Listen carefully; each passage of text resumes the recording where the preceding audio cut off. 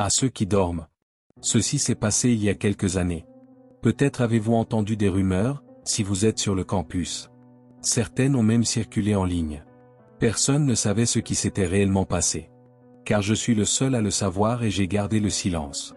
Pour une multitude de raisons. Aucune d'elles n'a d'importance maintenant. Voici ce qui s'est réellement passé. Nous avons été choisis, nous 4, personnellement pour cette expérience par le professeur Richardson, car nous avions tous étudié et travaillé avec lui, et dans la mesure du possible, avions gagné sa confiance. Il a dit que c'était différent. Nous devions garder le secret. Il voulait que les détails soient réduits au minimum. Tout ce qu'il nous a dit avant de commencer, c'est que cela nécessiterait un mois de nos vies et que, si cela réussissait, le sommeil ne serait plus une nécessité. Pensez Y, a-t-il dit, 6 à 8 heures de plus chaque jour. Votre mois sera remboursé avant la fin de l'année. S'il avait raison, il aurait certainement remporté un prix Nobel. Il aurait changé le monde. Nous y avons cru. Le sommeil deviendrait un passe-temps. Imaginez. Nous nous sommes sentis chanceux d'en faire partie. Nous y sommes entrés avec les plus grands espoirs. Nous étions si enthousiastes à l'idée d'un nouvel avenir pour l'humanité et pour nous-mêmes. J'ai été le seul à sortir de cet endroit. Semaine 1. Le professeur Richardson nous a conduits au lieu dans sa fourgonnette, expliquant en chemin ce que nous devions faire. Pour les besoins de l'étude, il nous a été demandé de rester dans le « complexe », comme il l'appelait. En effet, nous allions être enfermés et privés de fenêtres et de Wi-Fi. À part endurer patiemment, nous n'avions pas grand-chose à faire. Ma machine fait tout le travail, a-t-il expliqué. Elle utilise un mélange complexe d'ondes sonores pour perturber les processus du sommeil, des appendices évolutifs des jours d'avant la civilisation. L'effet secondaire le plus immédiat que vous remarquerez, c'est que vous ne rêverez pas. Tout autre effet que nous aurions remarqué, nous devions le cataloguer. Nous étions, comme il l'a dit, en territoire inexploré, et devions donc cartographier les dangers. L'immensité du projet était suffisamment stimulante. Puis, nous avons vu le complexe. L'octogone, comme il était connu. Une structure en béton, octogonale, construite au bout d'un labyrinthe de chemins de terre quelque part dans les bois de Circe, en Arkansas. Je n'ai jamais réussi à le retrouver. Le professeur a dit qu'il était à l'origine destiné à être une prison pour terroristes, mais il a été abandonné et jamais utilisé. Il est pratiquement impénétrable, invisible aux satellites, mais pour nous, il avait été approvisionné avec tous les conforts dont nous aurions besoin pour un mois de dévouement. Je ne pense pas qu'aucun d'entre nous s'attendait vraiment à vaincre le sommeil. Nous pensions que, peut-être, une réduction du besoin de sommeil pourrait être possible. Nous avons passé une bonne partie des 2 premiers jours à spéculer sur la façon dont la machine fonctionnait avec son mélange complexe d'ondes sonores, et si le sommeil était vraiment un appendice évolutif, comme l'avait affirmé le professeur. Au 3e jour, ne dormant que 3 ou 4 heures, au lieu de nous sentir étourdis, nous étions plus éveillés et énergiques que jamais. Nous étions vifs et prêts à débattre de ces idées. C'est à ce moment-là que l'excitation nous a vraiment envahis.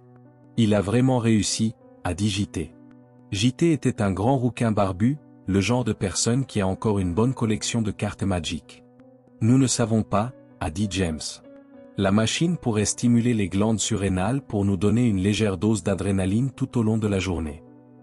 Même si c'était le cas, cela ne changerait rien au fait qu'il a vaincu le sommeil, ai-je dit. Avec notre temps supplémentaire, nous lisions beaucoup, jouions à une quantité stupide de Call of Duty et avions encore le temps de nous asseoir et de discuter. Je suppose que je dois admettre que c'est incroyable, a dit James. Nous le ressentions tous. C'était presque euphorique, l'excitation que nous ressentions à l'idée d'être peut-être les premiers humains à vivre sans avoir besoin de dormir. Techniquement, nous avions encore besoin de quelques heures chaque nuit, mais nous avons décidé ensemble que c'était plus par habitude que par nécessité. Puis, le 4e jour, Don a dit, il y a quelque chose qui ne va pas. Don était très sérieux.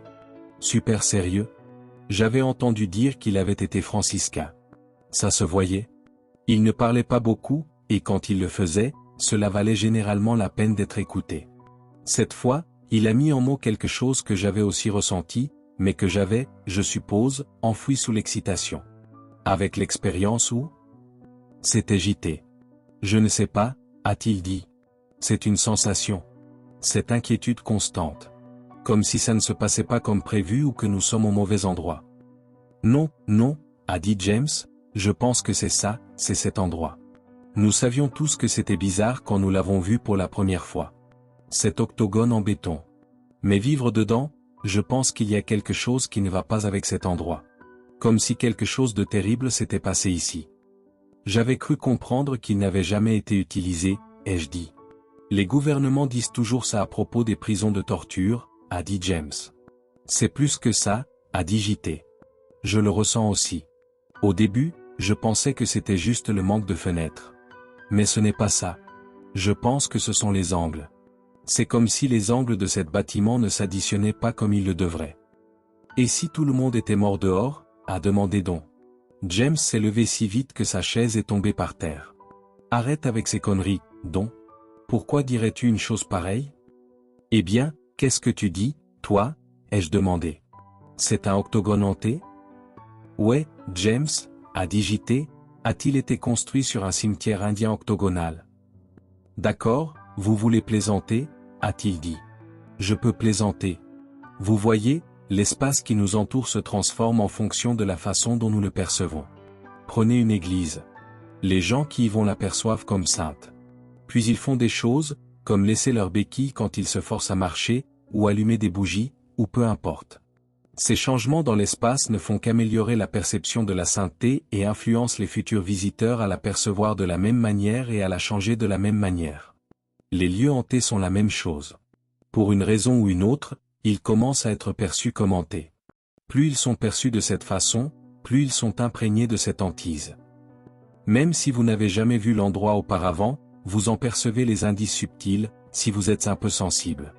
D'une certaine manière, il est vrai de dire que c'est un espace hanté. Il est vrai de dire que l'Église est sainte. Notre interaction avec cet espace l'a rendu plus que du simple bois et des cloisons sèches, ou peu importe. Donc, ce que je dis, c'est que peut-être que des choses se sont passées ici et que nous les percevons. Des choses horribles. Et en ce sens, oui, c'est un octogone hanté.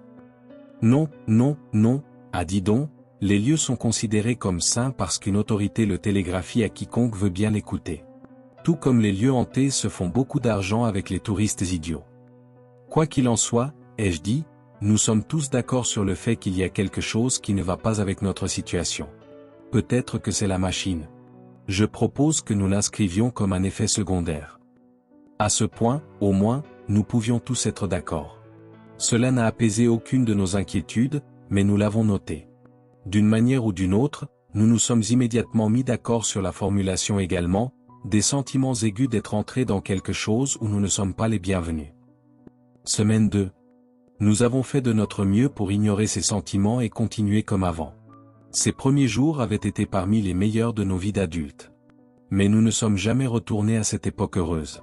J'ai réalisé à quel point Richardson avait été myope de nous laisser là sans aucun moyen de contacter le monde extérieur.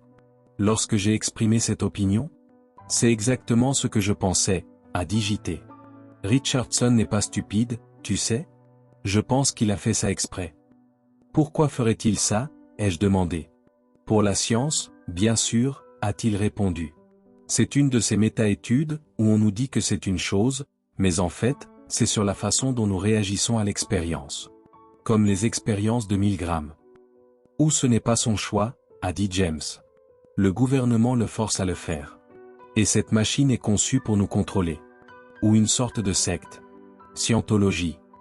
C'est une structure construite par le gouvernement, a dit JT, donc ça a du sens. Sauf pour la partie scientologie. Pensée grecque. A commencé James, mais je l'ai interrompu. D'accord, ai-je dit, revenons sur Terre une seconde. Dans le meilleur des cas, Richardson est juste un crétin qui ne se soucie pas de notre bien-être personnel. D'accord? Laisse tomber, a dit Don, celui que je m'attendais le moins à me critiquer. Arrête d'essayer d'être le type le plus rationnel de la pièce. Tu ne sais pas dans quoi Richardson est impliqué.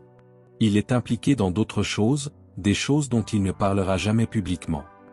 J'ai regardé les autres et j'ai vu une confusion similaire. De quoi parles-tu? J'ai entendu parler de ça, en fait, a dit James. Il a des idées extrêmes. Disons qu'il n'est pas l'universitaire respecté qu'il semble être, a dit Don. J'ai lu certains de ses écrits qu'il ne publie pas.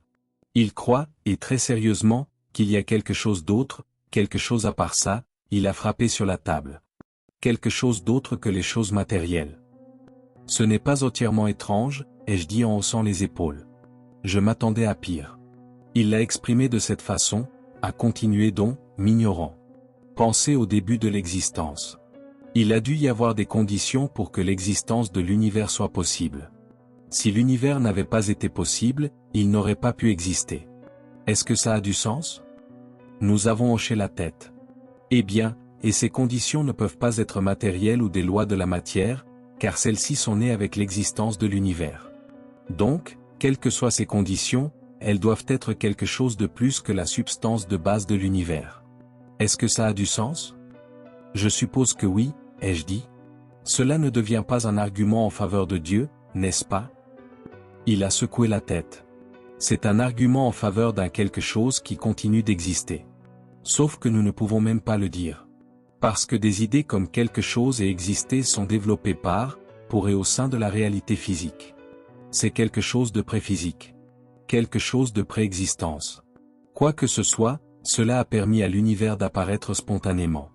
Qui sait ce que cela a fait d'autre au cours de ces milliards d'années? Rien que de poser cette question viole déjà les stipulations. Ai-je commencé à dire, ma formation en philosophie s'activant. Oui, a dit donc. Mais il y croit. Il pense que c'est la source du libre arbitre. Nos cerveaux y touchent d'une manière ou d'une autre.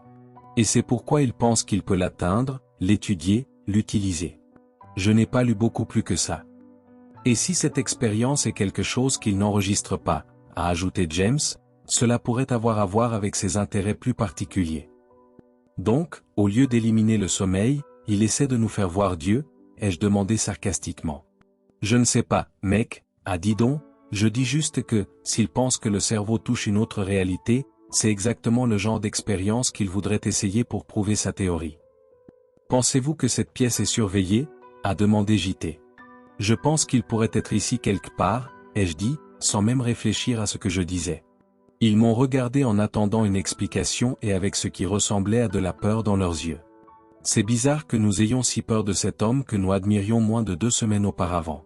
Je sens parfois que quelqu'un me regarde pendant que je dors, ai-je expliqué, ma voix commençant à trembler. Au début, je pensais que c'était l'un de vous. Je le sens surtout quand je ne suis pas complètement réveillé, mais pas complètement endormi non plus. Ces moments où vous vous réveillez pendant quelques secondes pour ajuster votre oreiller. Je pouvais sentir, voir et entendre quelqu'un debout au-dessus de moi. Juste en train de respirer et d'observer.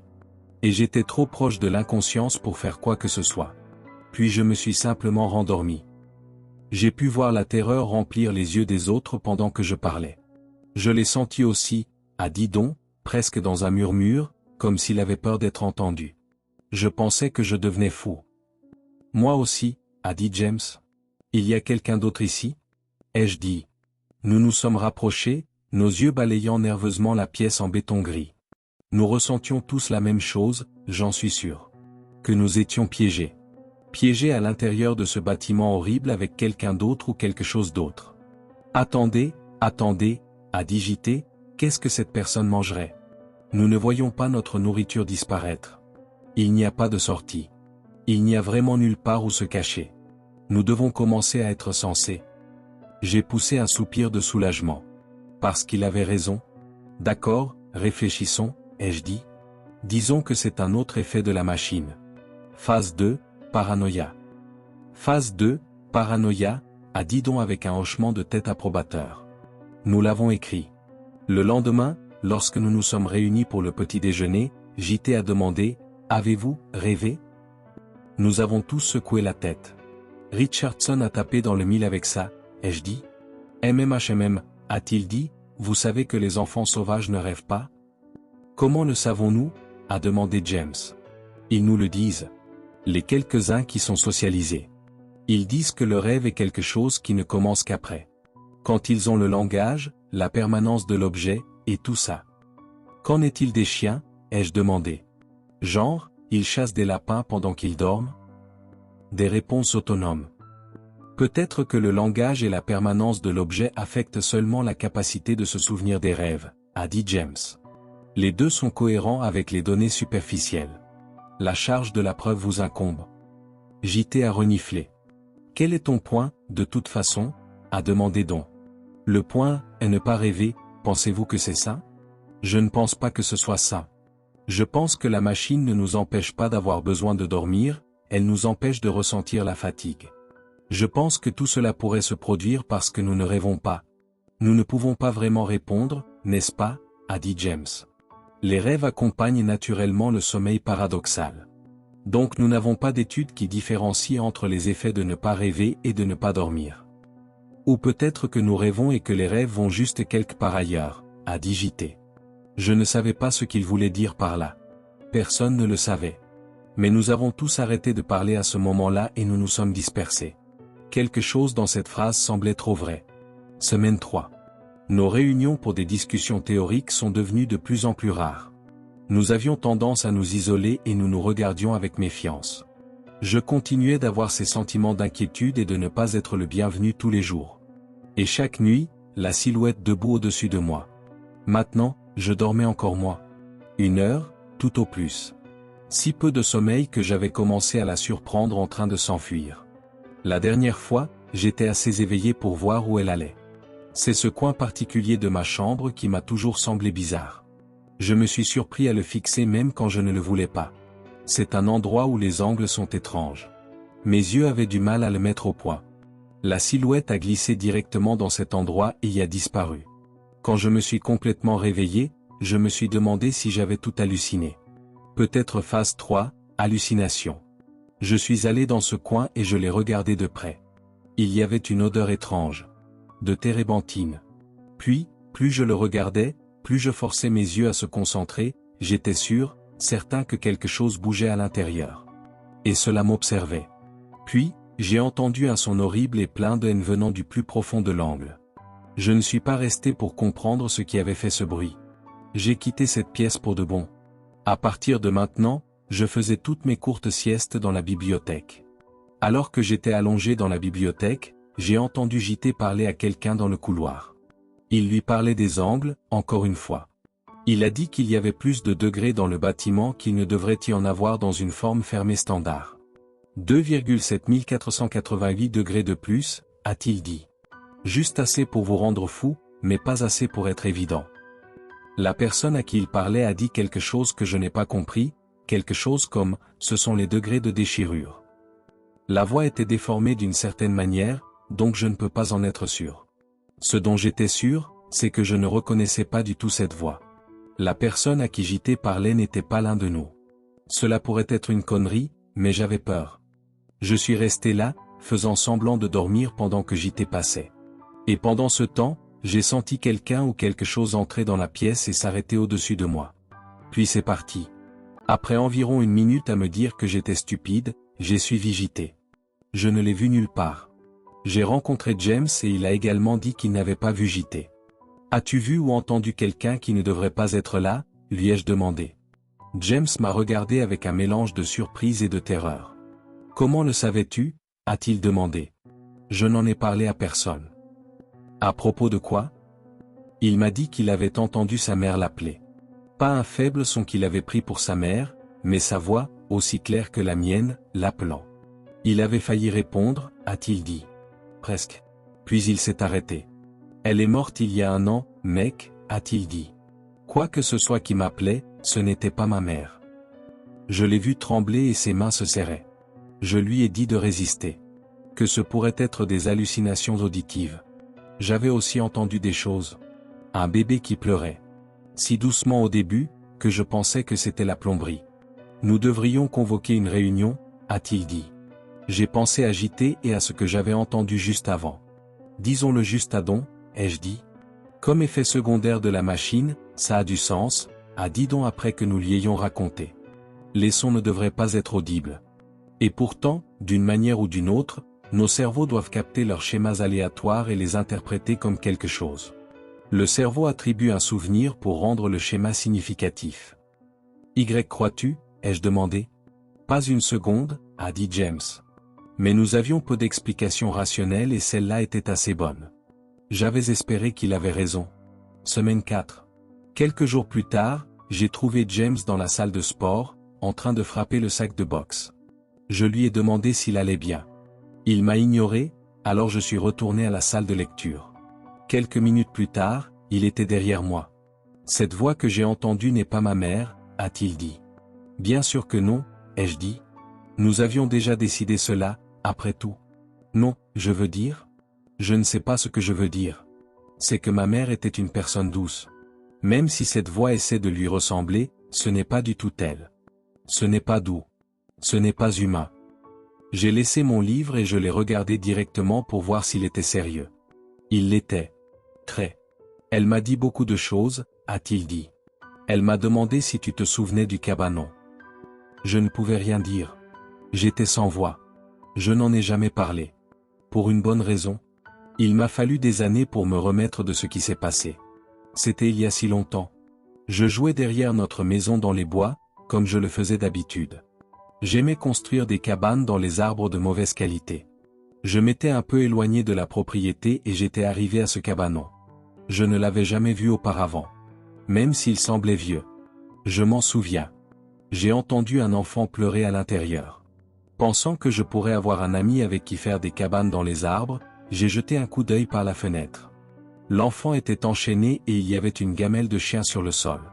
Je voulais aider, mais je savais que j'étais un intrus. J'ai regardé autour de moi. C'est là que j'ai vu cet homme, à environ 6 mètres dans les bois.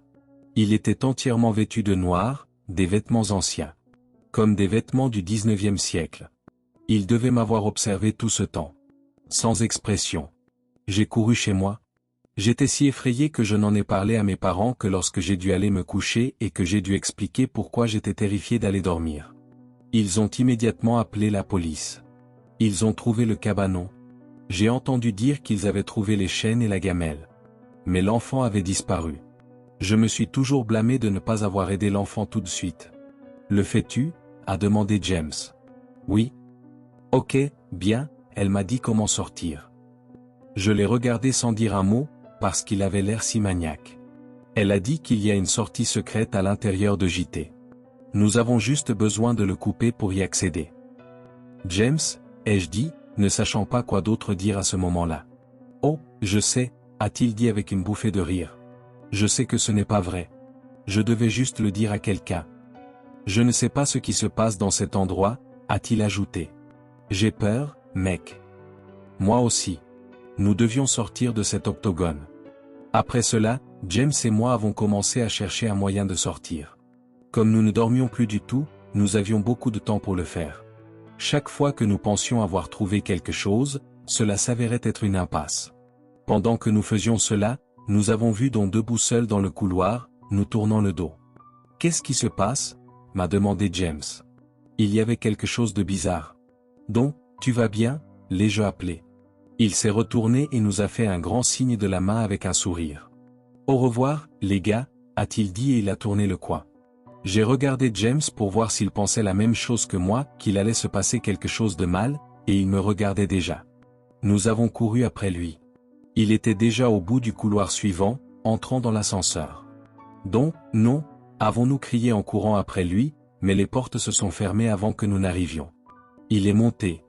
Le problème est que l'octogone est un bâtiment à un seul étage. Il n'y a pas d'ascenseur. Ni avant ni après. Je ne sais pas où Don est allé ou si ce que je pense avoir vu s'est réellement passé. Mais je sais que je n'ai plus jamais revu Don. Je ne comprends pas, a dit James. Qu'est-ce qui se passe? Avant que nous ayons le temps d'y réfléchir, un groupe de personnes a tourné le coin et se dirigeait vers nous. Je pense que nous devrions y aller, ai-je dit. Qui sont-ils? A-t-il demandé. James, allons-y, ai-je dit. Pourquoi sont-ils flous? Je ne sais pas, mais allons-y. Je l'ai attrapé par le bras et je l'ai tiré avec moi, puis j'ai couru. J'ai couru jusqu'à ce que j'arrive à la cuisine et que je me cache entre le mur et le réfrigérateur. J'étais sûr que James était juste derrière moi. Je pouvais entendre ses pas tout le temps. Mais quand j'ai regardé, il avait disparu. Je suis resté là jusqu'à ce que mon corps ne puisse plus supporter. Probablement quelques heures. Quand je suis sorti, j'ai vu quelqu'un me regarder depuis l'entrée. J'ai eu si peur que je me suis plaqué contre le mur. C'était un petit enfant. « Salut » ai-je dit. Puis j'ai entendu des cris. L'enfant avait disparu. Plus de cris. Je ne pouvais pas simplement laisser quelqu'un en détresse. Pas encore. J'ai couru vers les cris, effrayé par ce qui pouvait arriver à James. J'ai entendu un autre cri, mais celui-ci a été étouffé. Il venait de la chambre de JT. J'aurais aimé, et je le souhaite encore, ne pas avoir ouvert cette porte. James était là. Il avait coupé JT et était en train de fouiller dans ses entrailles. L'expression de surprise et d'agonie était figée sur le visage de JT. « Qu'est-ce que tu as fait ?» ai-je demandé. « Je dois sortir », a dit James en fouillant dans les entrailles de JT. J'ai reculé hors de la pièce.